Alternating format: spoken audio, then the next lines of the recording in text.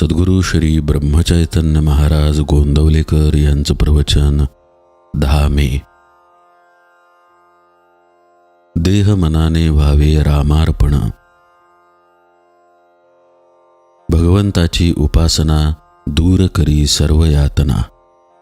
चित्ताची स्थिरता भगवंताच्या उपासनेत निश्चितता. देह जरी जीर्ण फार तरी वासनेचा जोर अनिवार. हे जाणून चित्ती एक भजावा रघुपती. हृदयी करता भगवंताचे ध्यान.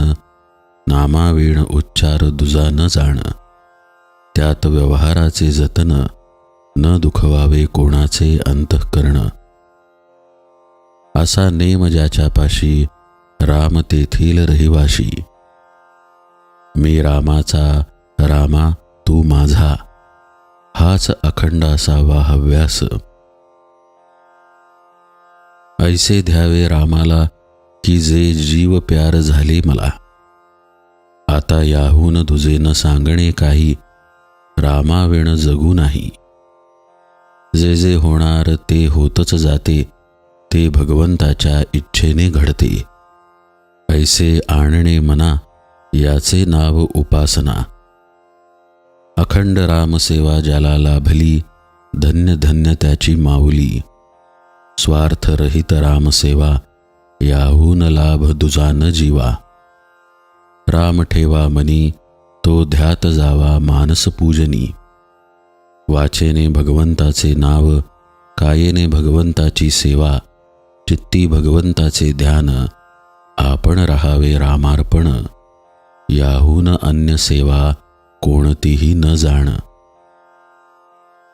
उपासना असावी बळकट तेथे नसावी कशाची अट.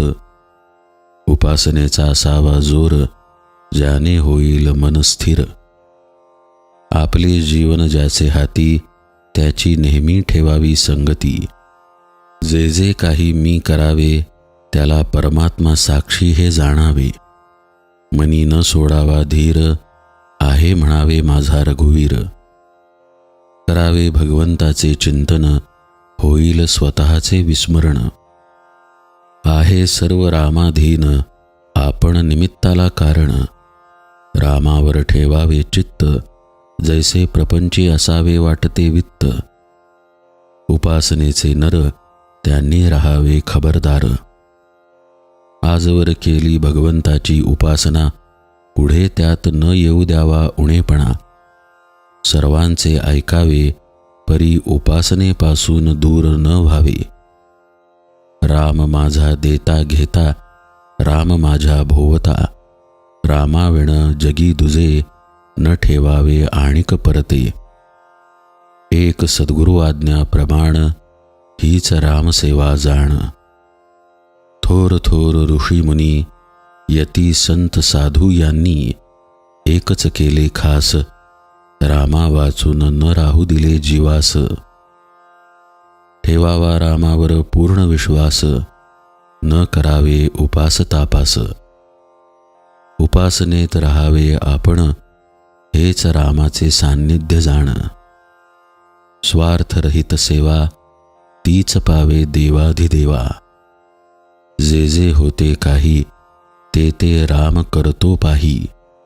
हा एकच विश्वास समाधानाचा मार्ग सत्य खास.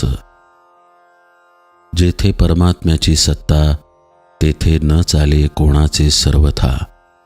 म्हणून परमात्मा ठेवील त्यामध्ये समाधान राखीत जावे.